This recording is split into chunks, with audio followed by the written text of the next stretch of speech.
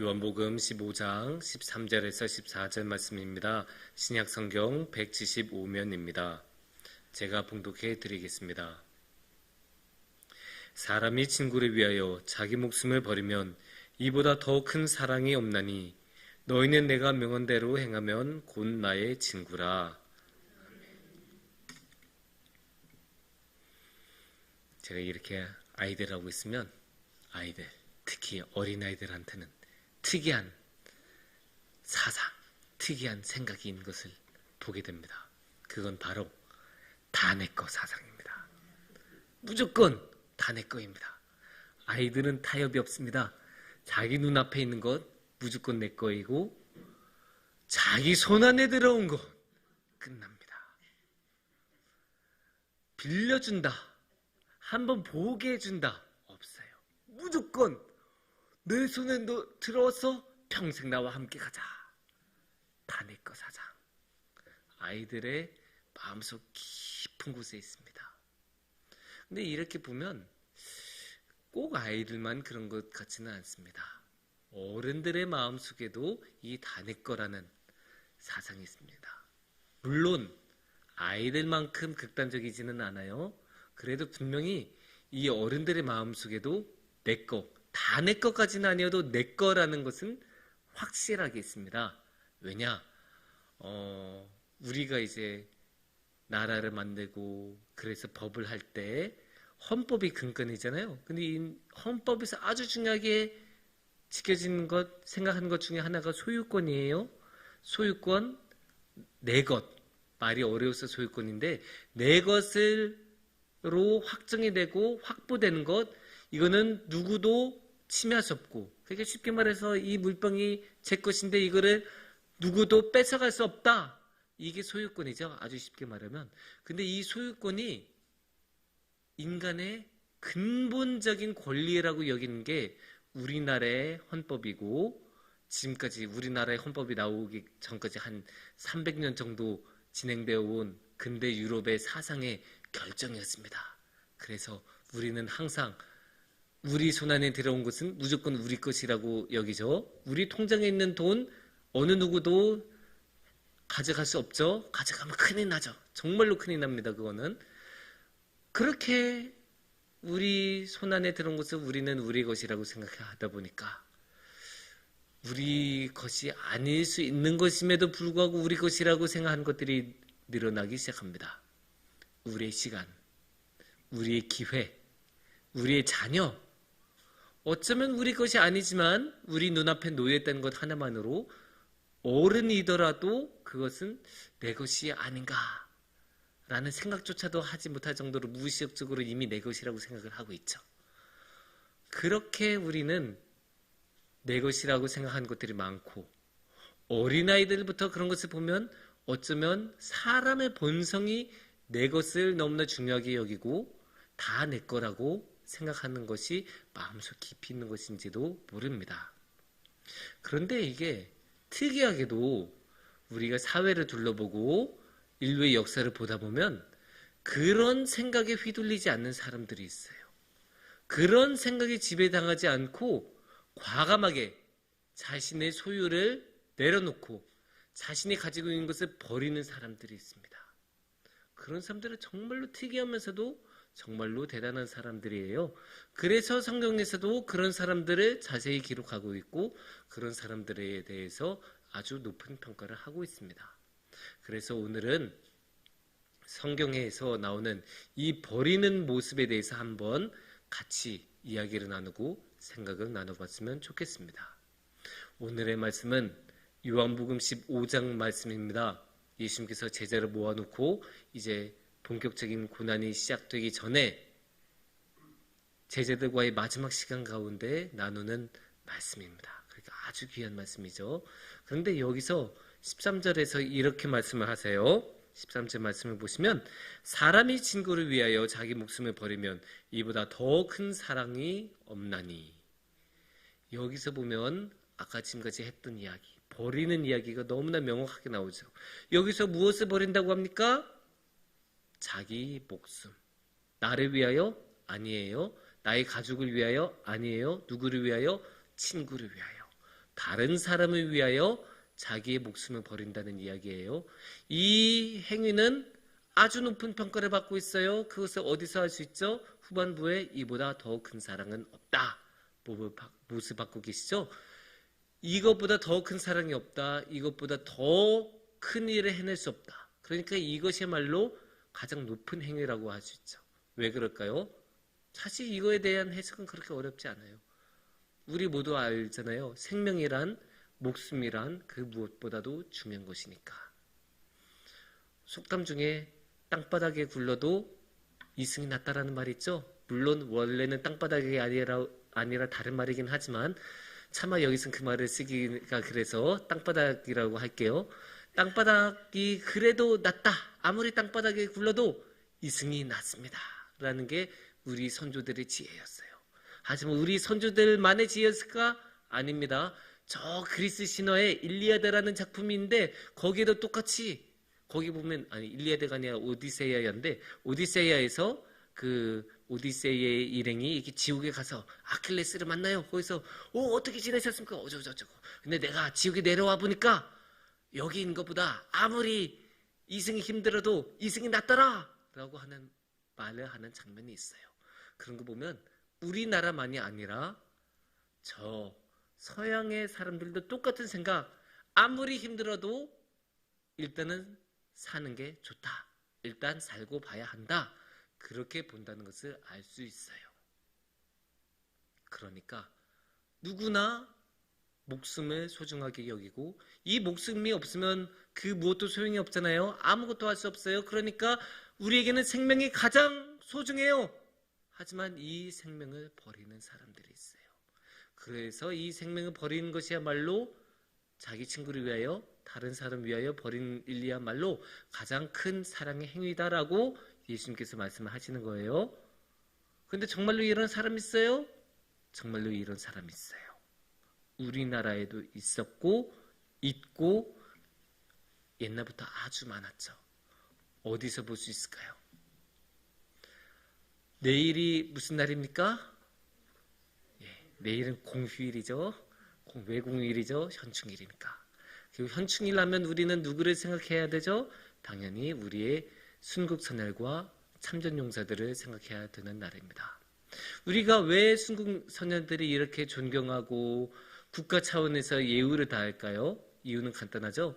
그분들이 이 나라를 위하여, 이 민족을 위하여 자신의 목숨을 버리고 자신의 모든 것을 다하여 헌신을 하셨기 때문에 우리는 그분들을 그렇게 존경하고 예우를 다하는 것입니다.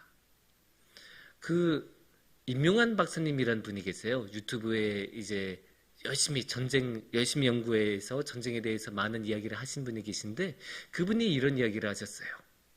전쟁이 일어났을 때 막 치열하게 전쟁이 일어날 땐 그렇지 않은데 폐색이 짙어지면 그러니까 우리나라가 싸울 때 이제는 더 이상 희망이 없고 이제는 질 것 같은데 하면 꼭 일어나는 일이 있대요. 그거는 요즘이고 옛날이고 서양이고 동양이고 상관없어요. 항상 있는 어디서나 일어나는 언제나 일어나는 일이에요. 그건 뭐냐? 도망가는 거예요. 군인들이 더 이상 안 싸워요. 싸우다가 아니 여기서 싸워봤자 내 목숨을 잃는데 왜 싸워요? 그냥 도망가 버리죠. 이게 진짜 많이 일어난 일이에요. 그래서 진짜 잔악한 그 상대 장수가 진짜 잔악하면 그 패잔병마저 다 쫓아가서 죽여요. 조금 이제 이 정도 했으면 됐지 하는 장수는 그냥 패잔병으로 그냥 도망가게 놔버려요. 왜냐면 상관이 없어요. 왜냐면 그 사람들 도망가봤자 더 이상 군대로서의 기능을 할 수가 없기 때문에 소용이 없는 거예요. 그런데 현대전에서는 한 가지 더 있어요. 이게 아주 특이한 건데 통신을 끊어요. 적군이 끊는 게 아니에요. 그러니까 우리나라에서 그 심했던 전쟁이 언제 있었죠? 한국전쟁 때 있었죠? 6.25 때. 6.25 때 처음에 우리나라가 남한이 얼마나 폐색이 짙었어요. 막 파죽지세로 밀고 오고 우리는 추풍낙엽처럼 다 쓰러져서 저기 낙동강까지 밀렸잖아요. 그럴 때 통신을 끊는데요. 근데 그 통신을 끊는 게 북한군이 아니에요. 인민군이 아니에요. 누가? 국군이. 우리나라 병사가 우리나라의 통신을 끊었대요. 왜? 왜가 중요하겠죠? 이게 특이해요. 왜 그랬을까요? 통신이 와서 연락이 오면, 저 상부에서 연락이 오면 저기 요충지 너 지켜라, 이 연락이 올까봐. 저렇게 파죽지세를 몰고 오는데 상대방 막 탱크 밀고 오고 하는데 우리 막 군인들이 막 총 몇 개 들고 앉아 있어봤자 지켜질 리가 없잖아요. 당연히 지켜질 리가 없어요. 그러니까 거기서 그 요충지 사수하러 가라는 거는 사지로 가라는 거예요. 죽으라는 명령이죠. 그러니까 그 명령을 듣기 싫어서, 근데 이제 대놓고 저 그거 못하겠어요 라고 하면 나중에 명령 불복종으로 큰일이 날 수 있으니까, 당연히 문제가 생길 수밖에 없으니까 그냥 통신을 끊어버린 거예요. 끊어버리고 그냥 도망가는 거죠 이제. 그리고 나중에 아이고 그때 뭐 무슨 일이 있어서 통신이 끊어졌습니다, 북구가 안 됐어요, 죄송해요, 전쟁 통인데 어떻게 하겠어요, 막 이렇게 막 변명하는 거죠. 그런데 특이하게도 끝까지 통신을 살리는 군인들이 있어요. 그래서 상부에서는 통신을 돌리다가 마지막에 그 통신을 받는 그 병사한테, 그 부대한테 거기로 가라고 하는 거예요. 그러면 그 부대는, 그 장교는 당연히 죽으러 가는 길인 줄 알죠. 그거 모르겠어요. 그 사람도 장교이고 군인인데. 그럼에도 불구하고 그 사람은 그 사지로 가는 거예요. 그 사람이라고 해서 자기의 목숨이 아깝지 않았겠어요? 그 사람이라고 해서 더 살고 싶지 않았겠어요? 그 사람이라고 해서 자신 앞에 놓여있던 그 많은 가능성들을 포기하고 자신의 사랑하는 사람들을 다 놓고 떠나고 싶었겠습니까? 아니죠. 그럼에도 불구하고 그 사람은 그게 뻔히 죽으러 가는 길인 줄 알면서도 거기로 갔어요. 왜냐? 그게 군인으로서의 일인 걸 알고 있었으니까. 그게 나라를 지키는 일이란 것을 알고 있었으니까. 그러니까 한 걸음 한 걸음 더 가는 거예요. 이게 그런 게 있어요. 만약에 너 하나 죽어서 이 전쟁 우리가 이길 수 있다. 그러면 그래도 자신의 목숨을 내던질 사람들이 있어요. 막 삼국지 같은데 막 그러면 제갈량 같은 사람이 기묘한 대책에 해서 너 이걸로 죽을 수 있어도 그래도 이거면 우리가 무조건 이겨. 그러면 그래도 내가 한번 해보겠습니다, 영심리를 가지고 뛰쳐들어가는 사람이 있어요. 하지만 이런 6.25 같은 상황에서는 그런 게 아니에요. 거기서 요충지를 지켜봤자 우리나라 못 이겨요. 그런 데서 요충지를 지켜봤자 하루도 못 버텨요. 10분, 5분 버티면 오래 버틴 거예요. 그게 뭡니까? 5분, 겨우 5분을 버티려고 내 목숨을 버려야 돼? 당연히 누구나 그런 생각할 수 있어요. 누구나 그런 생각을 가지고 있으니까 통신을 끊어버리는 거예요. 하지만 그것을 과감히 받아들이는 사람들이 있어요. 과감히 받아들이고 단 5분이라도 우리가 이 나라를 지키기 위해서, 단 5분이라도 우리나라 군대가 재정비할 수 있는 시간을 벌기 위해서 그곳으로 가는 거예요. 목숨을 버릴 것이라는 것을 뻔히 알면서도. 그런 식으로 그분들은 사지로 향했고 자신의 목숨을 버렸고 자신이 가지고 있는 모든 것을 버렸기 때문에 우리는 그분들을 국가 차원에서 예우를 하고 매년마다 그 사람들을 기억하면서 기념을 합니다. 신앙에서 보면 누가 이런 식으로 자신의 목숨을 버렸을까요? 이거는 누구나 아는, 교회를 다니는 사람이 여러분 누구나 아는 대답이 나와야죠. 예수님. 예수님 버리셨죠. 예수님이 저 십자가를 지신 이야기는 누구나 다 아는 이야기예요. 제가 길게 설명하지 않아도 돼요. 근데 이 예수님께서는 무슨 말씀하시냐? 14절 말씀을 보면 이렇게 말씀하세요. 14절에서는 너희가 내가 명하는 대로 행하면 곧 나의 친구라. 친구는 좋은 거죠. 그러니까 이거 하면 너 나하고 친구야, 좋은 거야 말하는 거예요. 근데 이 명이 뭐였어요? 목숨을 버린 거였죠. 친구를 위해서 목숨을 버리는 것. 그러니까 이 말씀은 예수님께서 이거 우리 보고 해라고 말씀을 하시는 건데, 물론 이제 부드럽게 권유를 하시는 거지만, 부드럽게 권유를 하시는데 그 권유의 내용이 뭐예요? 우리 목숨 버리라는 거잖아요. 이거 쉽지 않은 이야기죠.